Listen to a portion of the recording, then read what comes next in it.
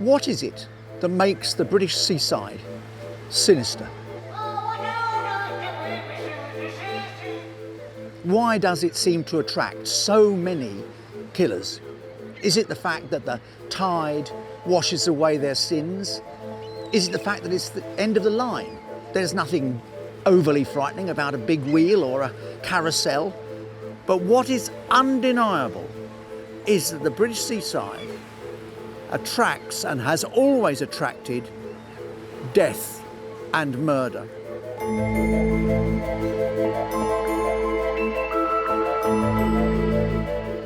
Hello, I'm Geoffrey Wansell. I write about crime, true crime. And in this new series, I want you to join me on a journey to the cliff's edge, where land meets the sea and where life meets death. Whilst some may consider my opinions to be bold, they have been formed after writing bestsellers about real killers for the past 30 years and staring evil in the face. For make no mistake, there is something sinister about our British seaside towns. On the surface, they're all funfairs, candy floss and breezy promenades.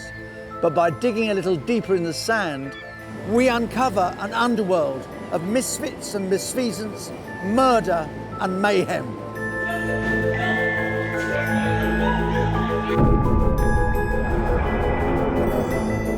And reveal the dark lives of the most deadly coastal killers to ever stalk our shores.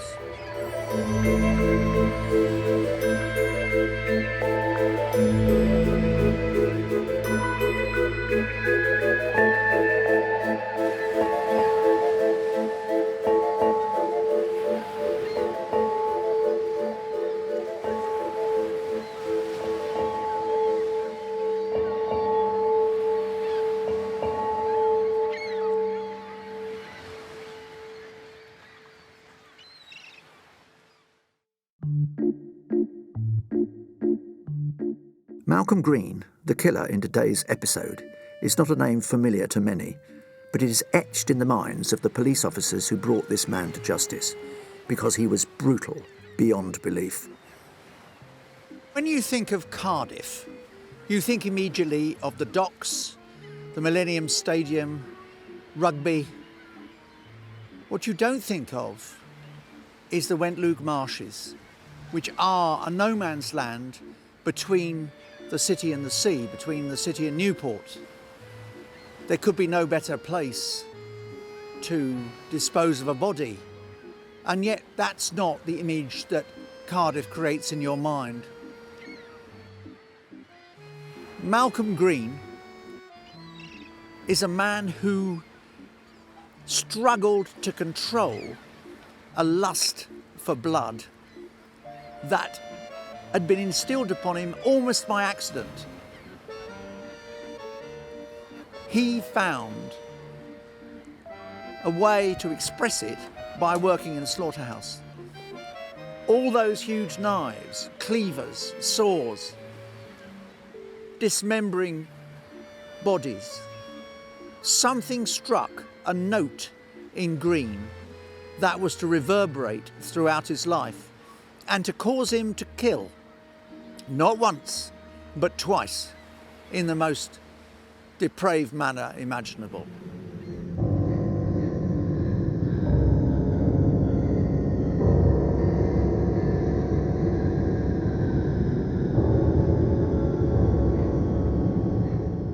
It was just the coldness of him, his eyes and the way he spoke, and he was just totally detached. Seemed to me no emotion. It was just strange. When you speak to people, you can usually understand whether they're happy or sad or whatever. And later on, you get to learn to read people's body language. But this guy was just stone cold, no emotion. And you can't describe it any other way than to say he had strange eyes. Not very often you meet somebody that you think, this guy's going to kill somebody one day. And it turned out he did. More than once.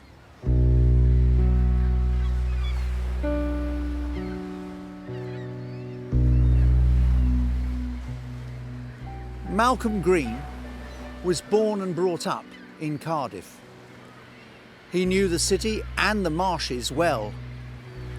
He was an unhappy boy, but not desperately so. It wasn't a dysfunctional childhood. It was, in many respects, perfectly ordinary until he reached the age of 11.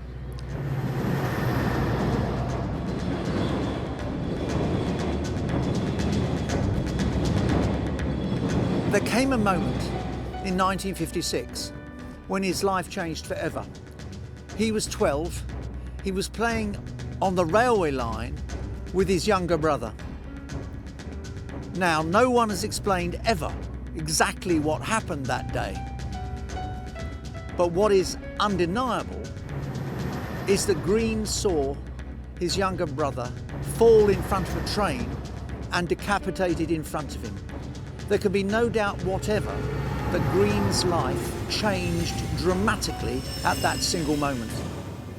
I suppose we'd now call it post-traumatic stress, but in his case, it was a stressor to something far more dark, far more dramatic than you could possibly guess, and compounded by the fact that Green, why I cannot imagine, was asked to identify his dead brother's body.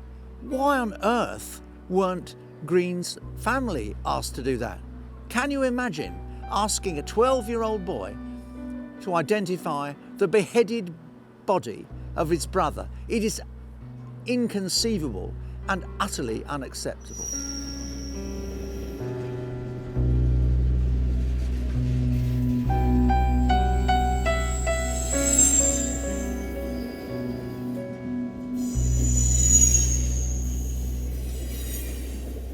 Now that is a tremendous stressful occurrence in anybody's life, but at the age of 12 it would obviously have a very long-term effect on him. Now whether he was involved in his brother's death or not, we can only speculate, but clearly he had problems from that age onwards. When he left school, he went to work in a slaughterhouse and clearly enjoyed cutting up animals as part of his natural job. And he carried on doing that for a number of years, and then at the age of 24, he went to work as a crane driver.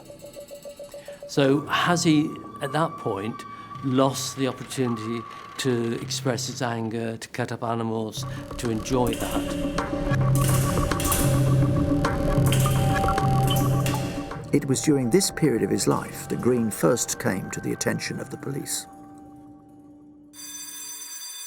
We had a call that an alarm had gone off at the butcher's shop in Bridge Street, Cardiff, which was a Jewish butcher's shop, incidentally, whereby they only sold kosher products.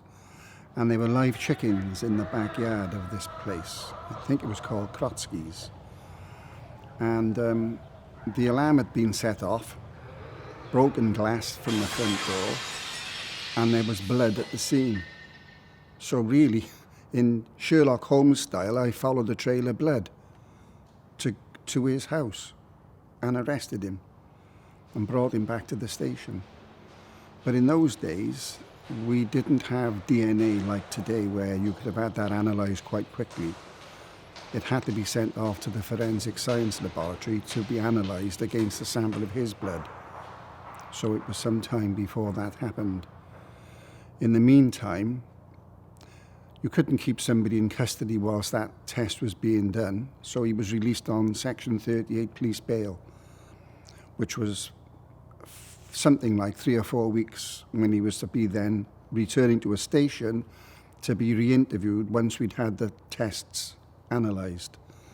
In the meantime, of course, he committed the murder.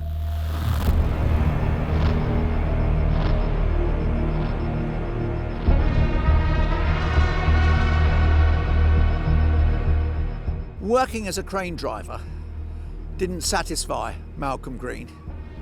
He then got another job with British Steel, but still the void in his life, the lack of the chance to feel human or animal flesh being cut up in front of him, with him, by him, so he could feel the blood on his hands and the blood on his fingers.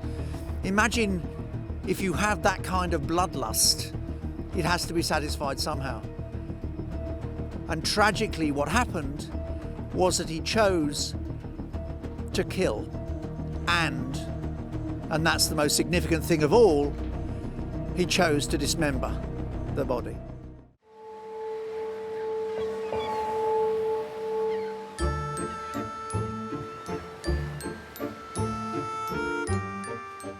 After Green left the slaughterhouse, he went through a number of jobs, none of which truly satisfied the appetite that he clearly had for, how can one put it politely, blood and gore. At the age of 24, 25, he finds himself as a crane driver in Cardiff docks. One night in 1971, he encounters a local prostitute called Glenys Johnson, 41, had been on the streets for a number of years.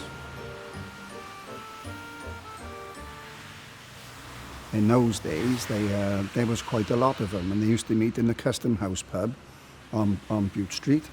And the landlord there, a guy called Johnny Lauder, was very welcoming to the girls, but it was a very dangerous occupation. The buildings in the docks then, some were derelict, warehouses, where they would go and ply their trade, or they'd get into a car with a punter and then drive into one of these yards that was quite open.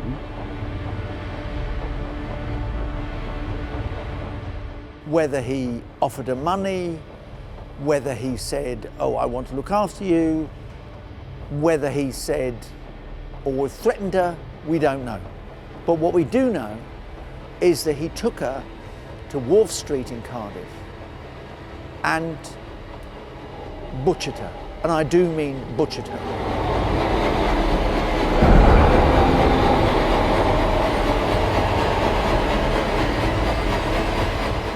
He cut her throat from ear to ear with a broken bottle. But not only that, he actually then split open her abdomen with the same broken bottle, split her open as though she was nothing more than a piece of meat, a slab from the slaughterhouse. He was dissecting her. He was treating her as though she was not ever a human being. She was simply a body to be dealt with. He left her lying in this waste ground, and there is no doubt whatever that he didn't have a single moment's remorse about what he'd done. He simply felt empowered, as so often with men who kill women brutally. It somehow inflates their ego. It somehow makes them feel bigger, stronger, more masculine, more important, more powerful than perhaps they did otherwise. That is something that is at the heart of Malcolm Green.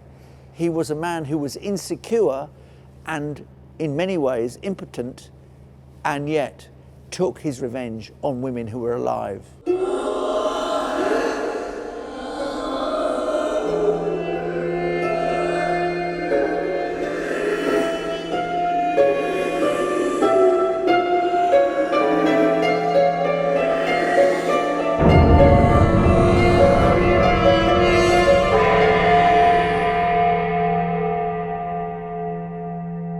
Slit her and cut her up, and I think that was based on the fact that he was capable of doing that for many years of working in a slaughterhouse.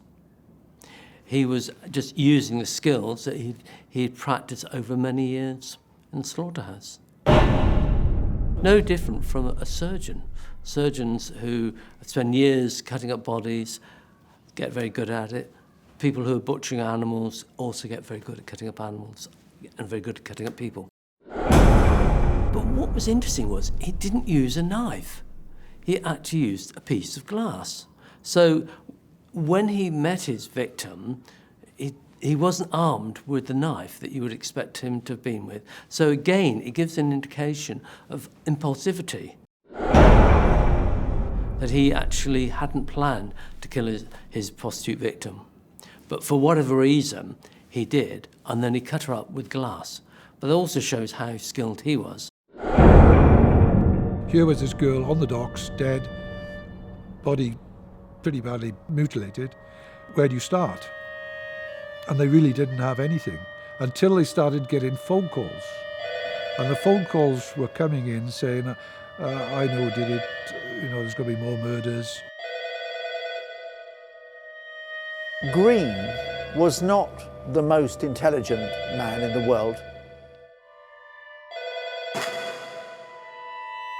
He rings the police, anonymously of course, and says, "Have you found the body yet? There'll be 4 more. This is the Ripper."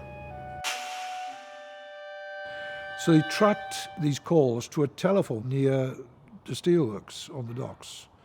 And what they told me they did, they had the last phone calls, they tracked it quickly, they raced down there, and a man was just leaving the telephone box. They took hold of him, arrested him basically, and he said, "No, I haven't, I rang my wife." And they said, you just rang us. And he said, "No, I didn't ring you." He said, "But I know who was in there before me, a chap who I work with in the steelworks." And he said, "Look, it's a chap called Green. He was there before me. I followed him into the box." And they then arrested Green. The police search his house. They find a carpet rolled up to look like a body, and what's more, it's been stabbed 30 times with a kitchen knife. Bang, bang, bang, bang. Now, if Green had really been in any way conscious of the possibility of being caught, there is no way he would ever have made the phone call, kept this strange carpet, rolled up carpet. But of course, Green was, in the end, slightly tragic. I'm not for a moment forgiving him, but he was a tragic figure. And he didn't know what on earth to do. And all he did was to incriminate himself.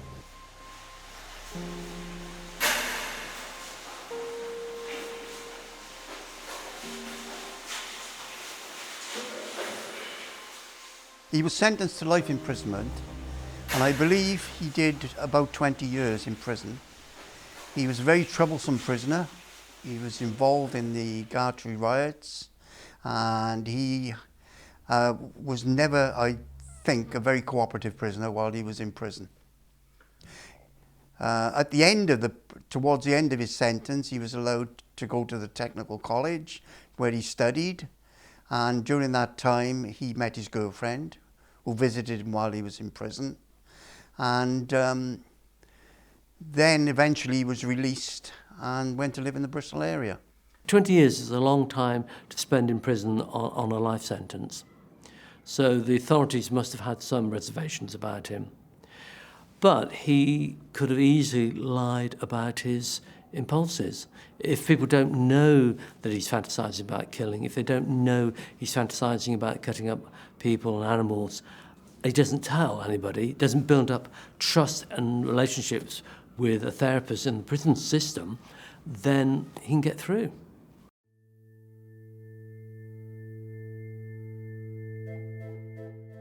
Given the fact that Green was not the most intelligent of killers and had left so many clues, it would have been almost impossible for the police not to have found him.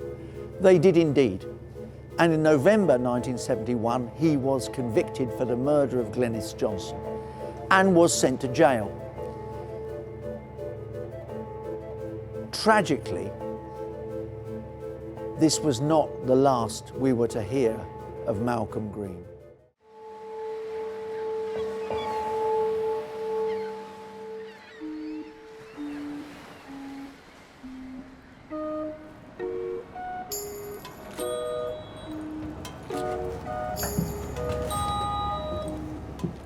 In the wake of the brutal murder of Glenys Johnson, we saw her all but decapitated by Malcolm Green. In November 1971, he was given a life sentence for murder. He might have been released in 1983, but in fact, because he tried to go on the run, he served a further 6 years. He was not released from prison until 1989. The dreadful truth, the awful tragedy, is that within 5 months, Green was to kill again, and even more brutally than the first time.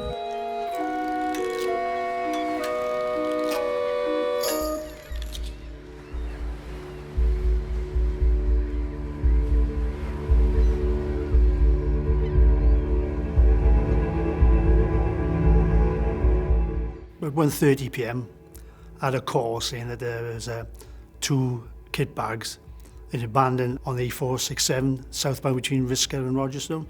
And then as I approached, I could see the 2 bags on the side. So I pulled into the lay-by, got out the police vehicle, and obviously started to examine the bags. Initially, I just felt around the bags to see if I could feel what was inside. There was one large, big bag, and there was a smaller bag, a kit bag. So I felt the smaller one.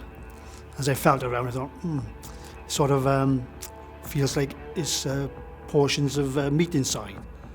So I went back to the big bag, felt that was quite sort of square and solid.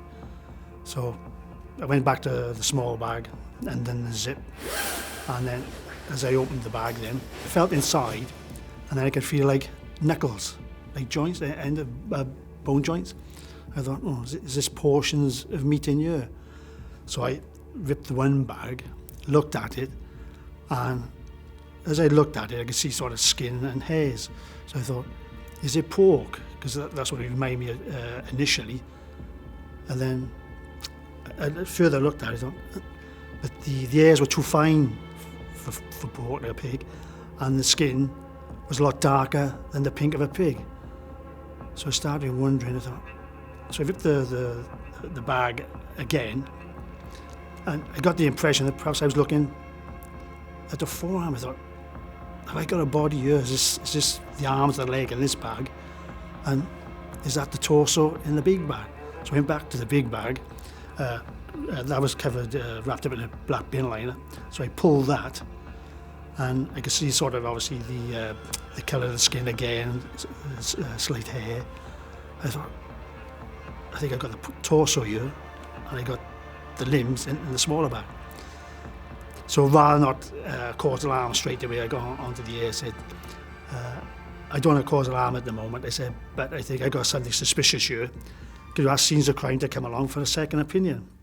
As I'm driving up the A467 towards Risca, beautiful day, and I'm looking at him on the other side of the road, stood alongside these 2 hold alls, and I'm thinking, what could possibly go wrong on a day like this? And I turned up, parked the car, put my gloves and suit on, walked across to where he was, and I could see that he was looking at possibly a forearm within one of the bags. I said, "There's a body, Alan." He said, "Jeff," he said, "you could be right." So again, he went to the big bag, pulled it, but ripped it a bit more. And inside which, when I ripped the bag open, was the chest, including a nipple of what appeared to be a male person. I immediately closed the bag up and then called for the assistance of colleagues and a Home Office pathologist. Dr. Ledbetter turned up, and we discussed what we had there, and he decided that it's probably better, once all the photographs and things were taken at the scene, that he could take the 2 bags back to his lab in Cardiff and carry out his examination there. Needless to say, I was a bit disappointed when he said, well, we've got a torso, and we've got arms, we've got legs, but we've got no hands, or we've got no head. So I realised then that we were probably going to have a difficult case. Our main objective was obviously to try and trace who this victim could be. We went through all the usual channels with absolutely no success at all. But about 4 days later, a farmer who was walking in the St Bride's area of Newport found a holdall which he examined, which subsequently he found contained the head wrapped and also the hands.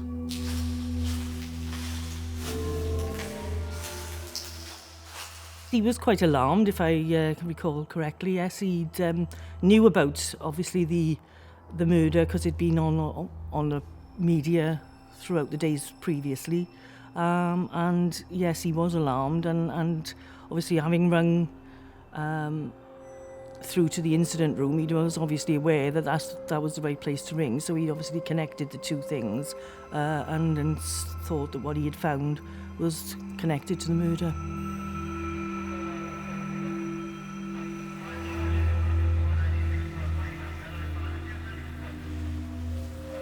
The bag the head and hands were in were DuPont make, and it had a serial number on it. So I sent two officers to DuPont to find out what they could tell me about this bag. It was a tent bag, and what if they could tell us where this bag was roughly sold. DuPont reported that bag, that serial number, they were sold in Australia and New Zealand, but the bulk of them were sold in New Zealand.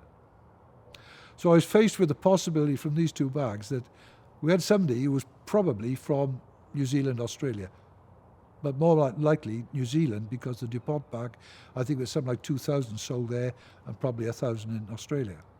So I had to make up my mind what I was going to do next. So I thought, right, I'll go for it. I'll go and say that we think that this guy is probably Australian, New Zealander. But before we do that, let's see what we can do with the head, because we took a photograph of it. But obviously I couldn't put a photograph of the head in the paper. We decided to inform the media of the fact that the only other evidence we had available to us was the photograph of the severed head. The South Wales Argus then notified us that there was an artist that worked for them that may be able to do an artist's impression from the picture of the severed head. So they came up and they did a graphic image of the head. So we didn't have a photograph, we had a graphic image. And I put that out and said, look, we think this chap, we've got no missing people, we think he might be New Zealand or Australian. It's a possibility. If anybody knows of any New Zealanders or Australians who've been in the Newport area or in the, around the area and are missing and haven't been seen for some time, come and let us know. That was on the Thursday evening. On the Friday morning, a chap walked in and said, look, I saw the graphic image in the Argus yesterday, or last night. He said, I think I know who that is, but I'm not sure. The newspaper featuring the artist's impression of the murdered man was distributed across South Wales. One copy was delivered to a pub in Newport, where it was read by someone who immediately recognised the face. It's only by coincidence that someone who was a frequent visitor to my sister's pub came in one night after it had been put in the local newspaper, and there was an identification picture of him, and he said he thought it looked like Clive. My sister said, no, it can't be, he's over in Bristol. So she phoned me. I went to Maindy police station and I spoke with the officer there, and he showed me some drawings and pictures of Clive's head.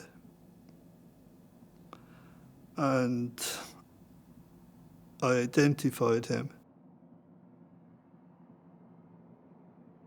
Clive Tully was a popular young New Zealander who'd come to the UK backpacking and was looking to explore and spend some time with the Welsh branch of his family. There wasn't anything nasty about him. He was just very quiet, a little bit reserved. He's just Clive. While in Newport, he managed to get himself a job with a builder. And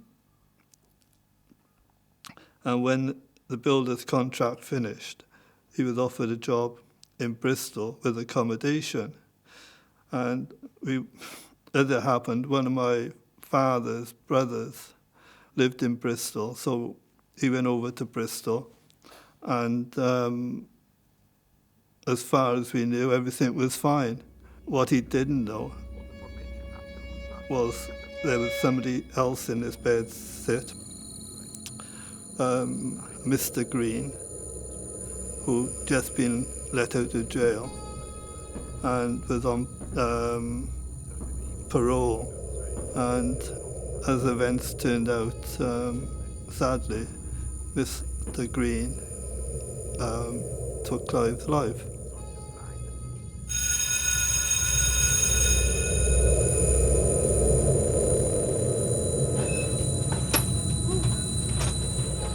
Every time I read the notes about Malcolm Green's life and crimes, it brings a lump to my throat. He was a man of utter savagery and no remorse.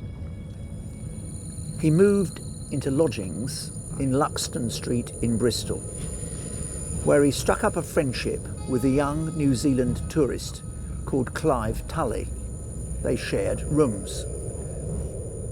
At one point, Green claimed that he was Tully's only real friend.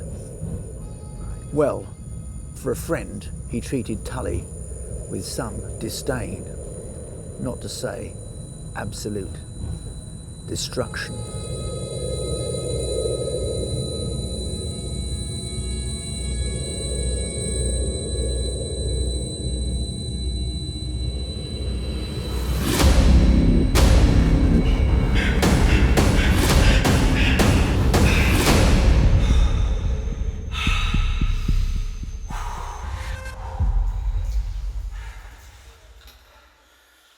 It was a very brutal murder. There were a large number of wounds to the back of the head, which had obviously been inflicted by some sort of weapon and obviously were the cause of his death. So yes, it was very brutal.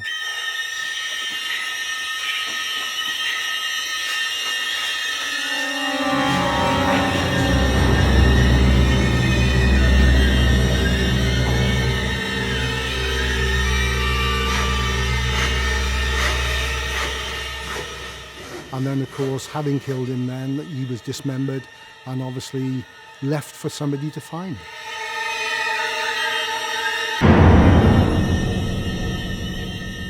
The pathologist reported that the cuts seemed as if they'd been made by an expert. They were clean cuts, and he was quite surprised at how well it had been done, if you like.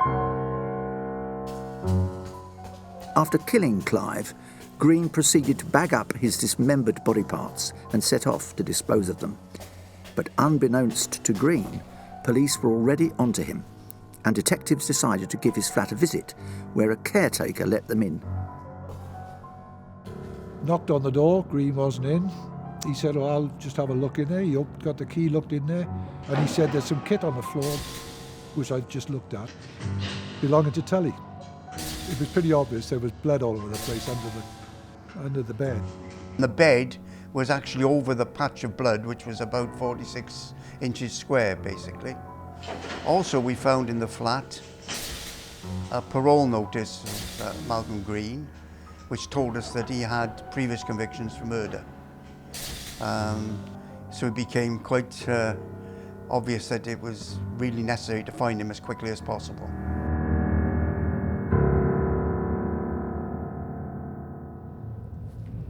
There was no obvious motive for the murder of Clive Tully, beyond the fact that Green, in my opinion, had developed a bloodlust. Partly his history as a slaughterman, partly his original murder, but now he had a taste for it, and that taste was utterly impossible to deny. We don't know what the reasons why Green did what he did. Whether some people are just born bad, I think, and other people can't help but be bad. But knowing Green's history, I would say that there was something mentally there's something mentally wrong with the guy to do what he did.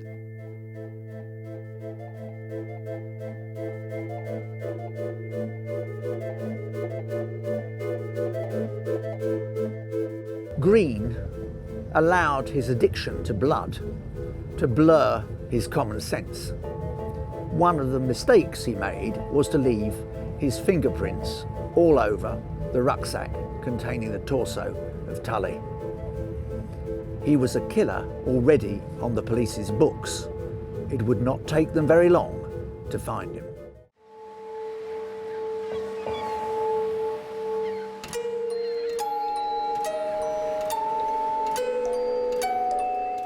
For no reason, Green kills Tully. He then transports his body to the communal bathroom where he saws the body up into pieces. What on earth is driving Green on at this moment? It defies description. It is beyond your worst imaginings. A perfectly innocent young New Zealander brutally murdered with a hammer and then sawn up into pieces and placed into bags.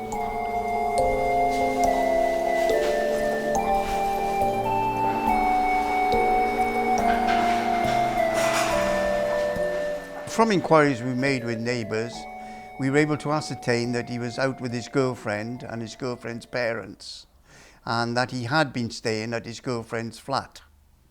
So we went and waited outside the flat until they returned, and then he was arrested.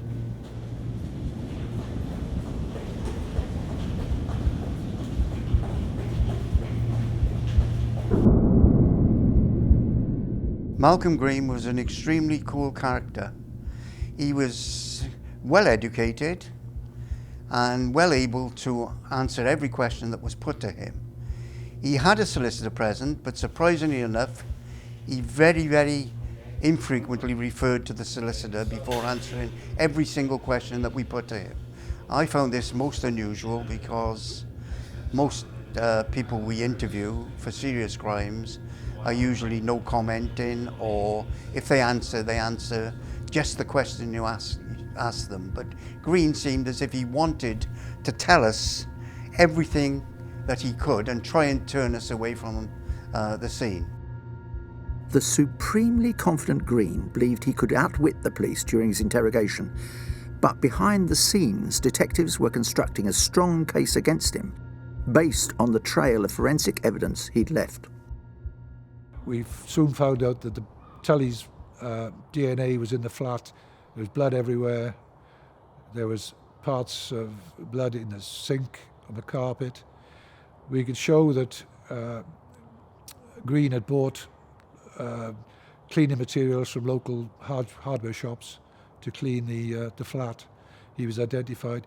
He was picked out on an ID parade by the gentleman as dropping the bags off. His girlfriend admitted that he'd borrowed the car on that day, the day that the bags were dropped off. We found blood, Tully's blood in the car, the boot of the car. So it all fell together fairly quickly.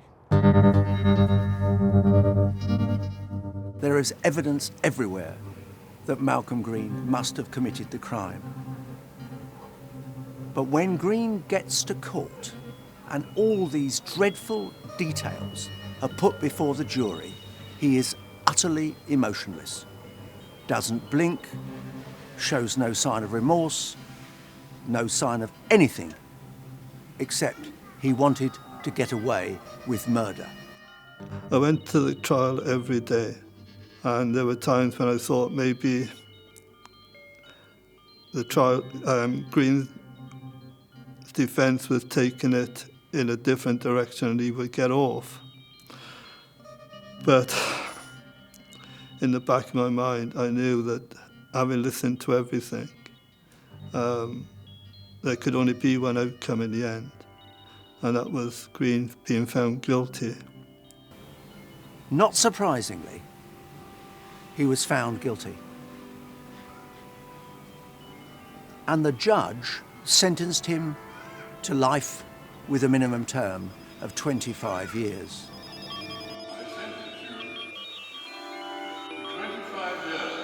He didn't admit that crime. He didn't talk about anything. There's no comment, basically. He just, I didn't do it, basically.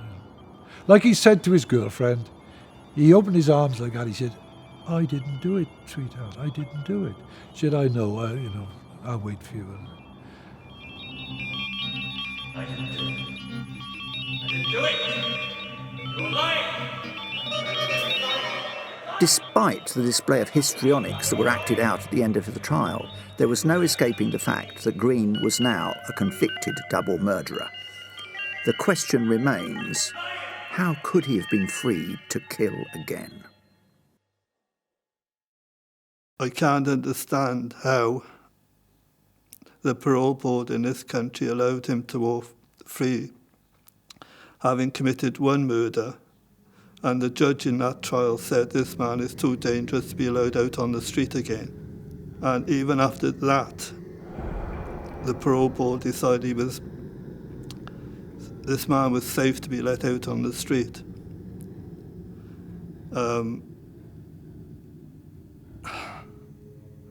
Unfortunately, those who sit on the parole board don't have to answer to anyone. If they make a mistake, they can just move on to the next case.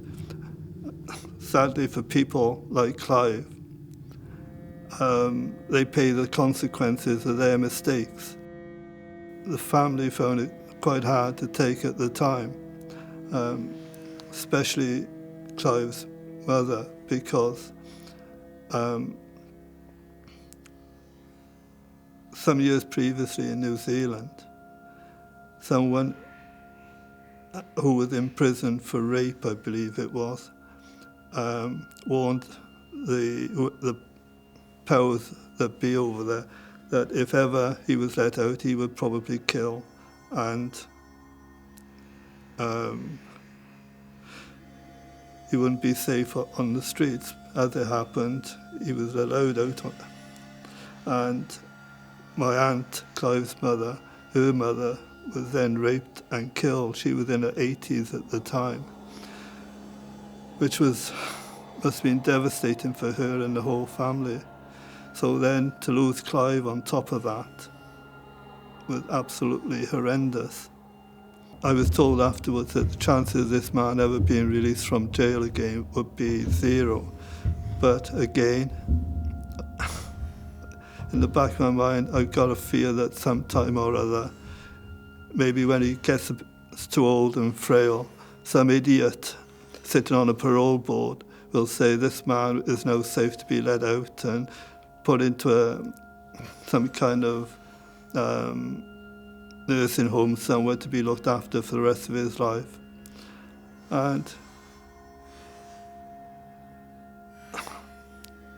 I feel, like I said, I feel as if there's so much evil in this man, he could even commit another murder, even if he was old and frail and decrepit. Because I think there's so much evil in this guy. Clive had a future. He had the world in front of him, and that was taken away from him.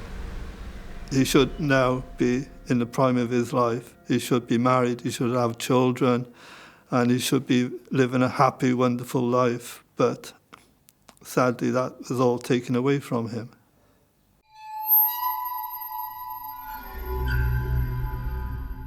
The only conclusion that you can come to about Malcolm Green is that this former abattoir worker had developed a taste for blood and gore and killing. And it was so deeply ingrained in his soul that he could not escape it.